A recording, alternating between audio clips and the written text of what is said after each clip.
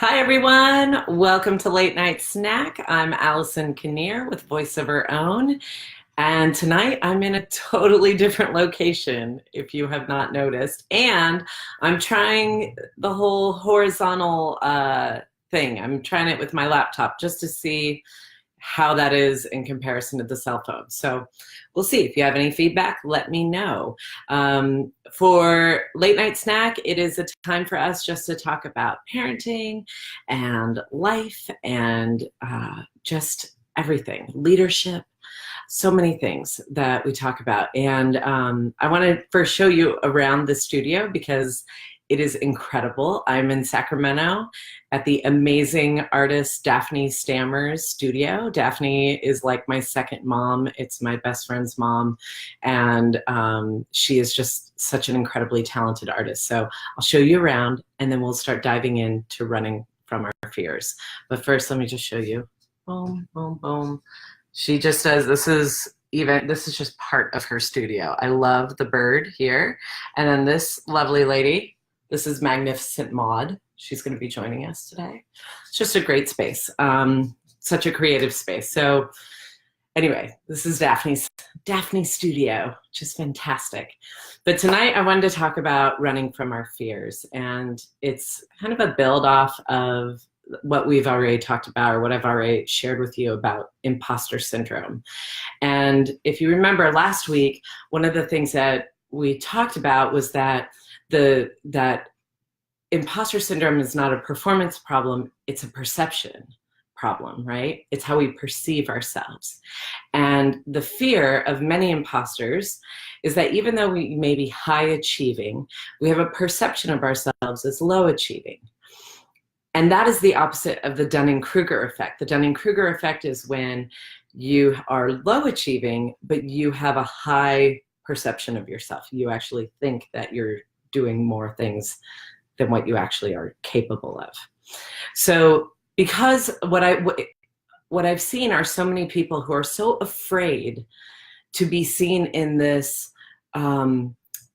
low, maybe like sharing that they're feeling high about themselves, that like, oh, they're afraid to brag, they're afraid to share their triumphs because they're afraid that somebody's going to be like, you actually don't know what you're doing.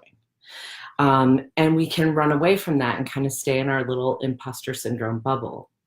The same happens, and by the way, there will be cursing tonight. I am about to curse, so you can turn the volume down or put in the earbuds, so no little ones here.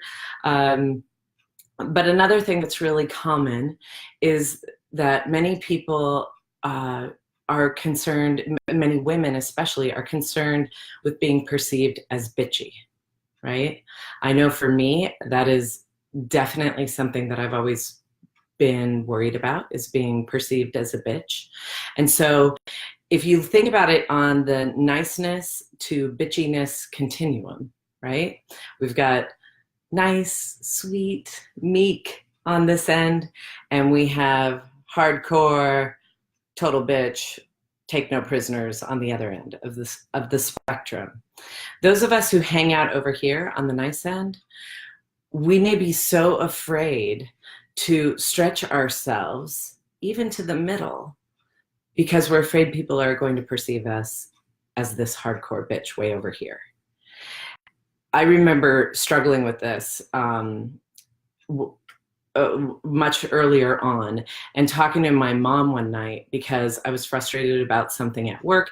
I really disagreed with my colleague and I wanted to tell my colleague that I disagreed. And my mom said, and I said to my mom, I said, but I'm really worried about being a bitch. And my mom said, well, just tell me what you would say to her. And so I said, well, you know, I would say, I hear where you're coming from and I see why you want things to be this way. And here are all the problems that I'm seeing. And I'm really not in agreement with it. And I said, oh, and after I said it, I remember being like, I just feel like such a bitch. And my mom goes, are you kidding me? Like, that's all you got? That's not bitchy. That was just clear. That was just you being confident. And so what happens is when we're so used to being over here on the nice continuum, on this extreme side, even when we move here to clarity, when we move here to confidence, we are so used to being here. It's such a stretch. And we feel like we're way over here.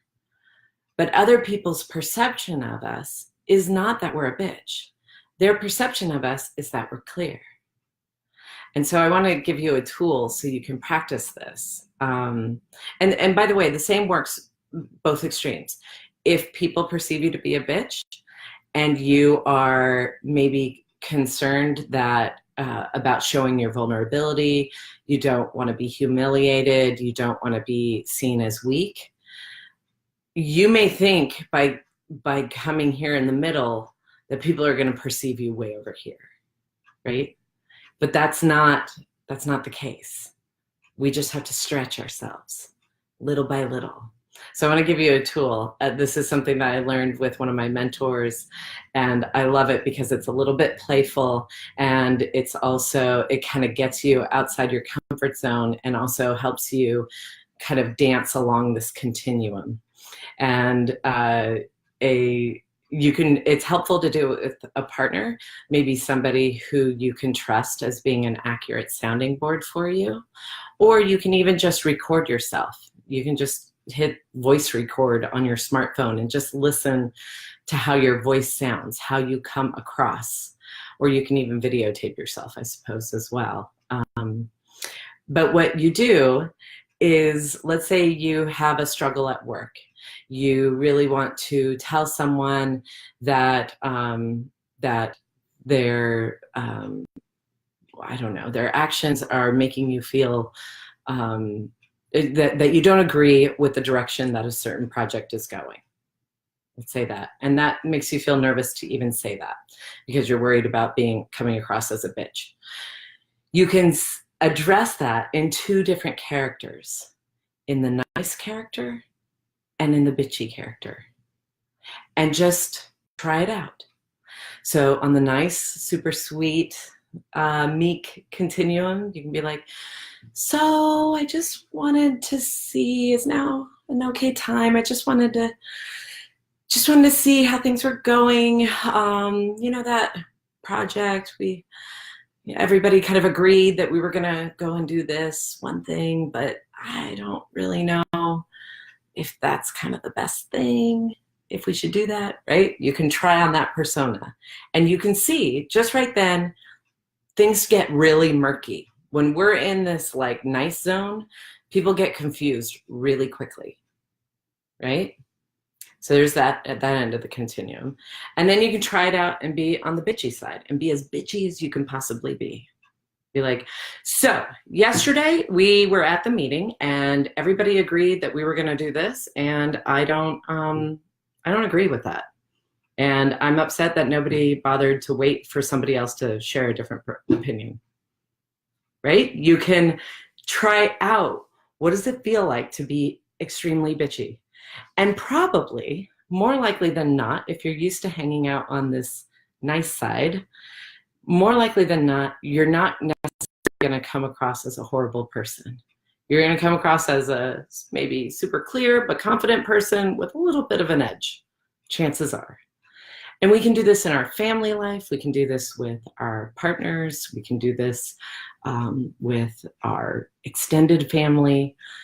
Any kind of conversation that you're feeling nervous from, that you're wanting to, that you're feeling afraid around, just try it on. Try on our fears. Try on the thing that you're most afraid of. This is the thing about fear. When you're running away from it, it gets bigger. It haunts you. So a great tool is to try to embody the thing you fear most, or to turn toward it, and just see. And this is where the accurate sounding board is. Hopefully you have someone in your life who you can trust. And if not, even just recording yourself will make a huge difference. So I wanted to share that tool with you in this beautiful, beautiful space. And I wish you a wonderful night of uninterrupted sleep tonight and always. I see there are people watching, but let me see if I can see who you are. I can't unless you comment. Um, you know what? Because I'm here, I'm going to show you more around Daphne's studio. And I hope that topic was helpful, but I want to show you a little bit more of the magic that is Daphne Stammer. We've got some, oops, got some beautiful paintings. Oh, hi, Paulina. This is a whole series of women. Let me duck my head. That's going on too. It's just some amazing, she's just so incredibly talented. Let's see what's behind me here. Oh, the lights are there. You can't see it. Anyway, this is me and Magnificent Maud signing off. I hope you all have a wonderful night of sleep, and I will see you next week. Hi, Paulina. Bye, Paulina.